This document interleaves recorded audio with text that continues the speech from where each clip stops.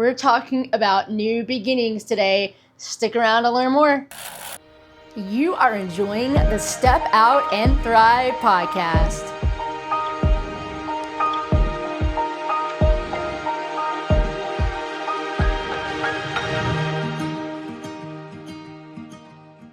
Welcome back to the Step Out and Thrive podcast. My name is Bethany B. Joy, and if you are here, my goal is for you to be able to find your people and find your voice. This is for men and women of God who love what God has called them to do, but maybe need that place to just connect and take their shoes off and feel alive so that they can exactly find the people that they enjoy connecting with and find the message that God has given them to share. We are starting a brand new series, which is all about my big, brave, ready for this B word? Beginning. Big, brave beginning. And I'm going to be sharing a little bit about what's happening right now, because here's something about my podcast that might be different than many others. I believe I should have a place to share. We should have a place to share things that are happening right now. I don't believe that any of us are fully done processing yet. I believe that we're all in process. And if we are, we get to share what God's doing in the here and the now. And recently in my life, God has allowed me to launch one of my dreams. And I've had several people along this journey go, Bethany, how? How did this happen? How did you finally step out? What was that like? And I started thinking, you know what? This would make a great podcast series. So these series specifically, we're focusing on what does that look like when you have a dream, when something comes alive in you. And the truth is, who do you say your dream to? And what if they think your dream is dumb? Or what if you step out and you get hurt? Or what if it doesn't work out? Or what are the first kind of steps that you take? And there's just so many questions, right? Now, I will preface this whole thing by saying this. I don't know if I got it right. I'm just sharing a little bit about my journey, because people do realize with my vision loss and my hearing loss and just everything that I've walked through, they're like, Bethany, you take brave steps every single day. How do you do that? We're going to be talking a little bit about this and a little bit about how those connect with launching new, brave beginnings that you want to do in your life. The first step today is, what do you do when the at first kind of starts to come alive? Like, you don't know if it's really a dream yet, but you get this idea. If you're like me, I get ideas all the time. So when you first get that idea and you're like, oh, wow, this could be really amazing, right? What do you do with it? And there's so many different personalities. So I want to tell you a little bit about the story that I walked through and some cautions that I've learned as I've gotten older that I've given to myself, because I am definitely one of those people that if a good idea sparks, I take that and I run with it. Not always the best idea. So for me, I still remember it was years ago. Yes, you heard that right. Years ago, I found myself in a small group of other women and we were practicing speaking. And I remember the two people that were actually facilitating the group were talking to this one specific individual in our group. Mind you, it was not me. And it was interesting because they kind of got stuck in coaching this individual. And then they did what great coaches and great facilitators do. They give the group work. Instead of trying to sit there and figure it out themselves, they went to the group and they said, hey guys, what did you see in this person's message that was good? What did you see that really stood out? What would you say in a coaching role to this person? Now, I don't always agree with that. Just keeping it real, when it becomes critique and that kind of stuff, I like to leave that to the coach. But for this instance, we had grown together for months. We really got to know each other. It was a very unique relationship. So people were sharing a little bit at a time. And I remember I was hesitant because I was thinking something that nobody else was voicing. You know that moment where you're like, okay, should I say something? Should I not? Do I want to rock the boat? How should I say this? All my time in Toastmasters, and if you're part of Toastmasters, you know that one of the things that you get to do is you get to share critiques. You get to share some improvements that you feel like the person can do, but you also share some, wow, these are some great things that you did in your speech, so you know what to look for. This person specifically did not move. They had an amazing message, but I kid you not, this is how this person delivered. Like this. And it was a really good message, but they didn't move. As in, their head didn't even move. Now, granted, I've been told that I move way too much. Okay, so there is an opposite version of this. But as I listened, people were sharing like parts of their message and the words that they used, which are great insights. But I was sitting there, I'm like, did they notice that they didn't move like at all? And I'm curious about that. Like, I want to know more about that. So as things normally do, and those who know me well, usually when I have something kind of to say, but I'm not sure if I want to say it, I kind of shy back. And part of me kind of hopes that they'll just run out of time and I won't have to share. That didn't happen. Instead, they called on me, the main two people. And they're like, Bethany, do you have any advice? Do you have anything to share? Well, I started out by saying, your message was so powerful. And I sat here while you said these points and I thought, wow. And that resonated deep inside of me that I wanted to take action. But I did notice that as you were speaking, you weren't able to use your hands and it almost seemed like you were glued down to the spot. And I know you're doing this over Zoom, but was there a reason that you didn't move? This person had no clue that they hadn't moved. No idea.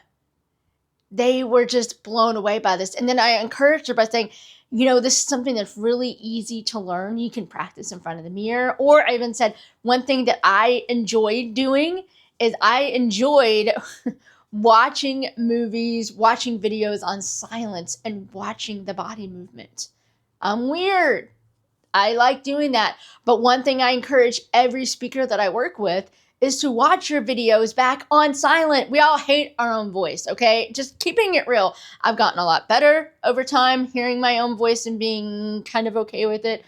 But there's a whole new dramatic when you actually turn the volume all the way down and you just pay attention to the hand gestures. You pay attention to your facial expressions. You pay attention to if you're moving or not. That's why I got one of these cameras that follow me, because I move around so much. And so this was one of my very first early investments, was to get a camera like this that could track me. All of this to say, that person was blown away. And so were the two coaches. One, much like an hour after we ended the call, called me and they said, are you a coach? And I'm like, well, yeah, I'm actually a mental health coach. And at that time, I was really focusing on counselors specifically in their role and providing a safe place for them to connect and feel known and understood so that they could offer that place to other people, which I still do from time to time. I still offer that. It's still a passion of mine. But I wasn't doing the speaking realm. I didn't feel like I had spoken enough. I didn't feel like I was educated enough. There were other people that were doing it. And I'm like, they don't need me to do that. And this person was like, Bethany, you may not see it, but you do have a talent in that area. And I said, that's nice. But I was in a program and I was very fine being in that program because I was pretty much focused on getting my keynote message perfected, at least to the point where I felt good about it. But then here's the thing. The person that I was speaking to directly, that was working on their speaking, also reached out to me. And she said, Bethany, I had never seen that in myself. And we had a couple other Zoom sessions one-on-one where we kind of worked together on what it would look like to actually move her body and what it felt like to be comfortable. And we got to do some really deep root work and belief work about how it would look like if she was able to move, and it was going to be okay to move, that she wasn't going to fall over, and that she would look okay, and it was okay to be able to do that. Much later, she ended up sharing with me that she was able to stand up at her son's wedding and she was able to give a toast. She wanted to do that so badly, but she had family members that literally made fun of her when she would talk. This time, however, she blew them all away because she had a new sense of confidence. When she shared that story later on with me, that stuck with me. Her story, her message stuck with me. This wasn't somebody that was getting on a stage or even wanting to give some keynote in front of thousands of people. She simply wanted her message. She simply wanted her confidence. She wanted to find her voice. So what did I do with that? Well, I have what's called a dreams note, a dreams journal, if you will. I use the app Evernote. Everybody has their own places where they like doing it. I could give you probably a podcast series why I like Evernote. But here's the thing. You find the note taker, you find the place where you feel like you can record these moments, record these things that are like lighting you up, right? I started recording these moments in this journal, and God had been teaching me to just be. Instead of running out and just doing the next best thing, at that point, when I was sitting with God, He was teaching me just to be with these dreams, to be with these ideas, to get curious about what that would look like. Many of my fears at that point was the comparison, and we're going to get to that a little bit later. But I'll be honest with you, the biggest thing that really prevented me from moving forward at that time was I knew so many other people that were better than me. I still know a lot of people that I would say that are better than me in that coaching area. But here's the thing. I can offer something that those people can't. They can offer something that I can't. But I hadn't reached that point yet. So my biggest takeaway for you today is that if you have dreams, are you writing them down? Are you just collecting them? Can you have a place where it's okay to just put them into writing and just let them be? Like not putting any pressure on yourself to figure it out or make sense of it, just putting it down and just sitting there with it. Because there's a lot of times that when you sit there with it and you continue to do the work and you continue to go through experiences, that you will realize that these dreams either take root slowly or they kind of disappear. And you get to watch that happen. You get to find that place. So the biggest takeaway that I want you to see today is, do you have a place? Do you have a place where you can simply get curious with your dreams and sit with them and then move on? Not all dreams are meant for you to take action on right now. But we all deserve a place where you can just sit with what God is doing in the safety, which is you and Him. That can look different for everybody. It could be a notebook. It could be a digital notebook. It could be photos that you take on your phone and a separate little photo album. So many people do so many different things. I would love to hear from you. What do you do? What do you do? Do you have a dreams journal? Some people start every year with a vision board, right? So part of that's there. I work with my group every single month. We have the first Thursday of the month. We have a group that meets to set goals for that month. And we talk about dreams. We blast way forward. And we also pay attention to the month before. We do so many different exercises there. Point being, they're paying attention to what they're doing and what's coming alive in them. Not always do we take action on it, but we're just paying attention to what is feeling alive to us right then. Do you have that place? If you would like more information about this Thursday group that I'm talking about, it's called The Inner Circle, and we'd love for you to be a part. If you want to learn more, you can join the Step Out and Thrive community anytime at community.stepoutandthrive.com.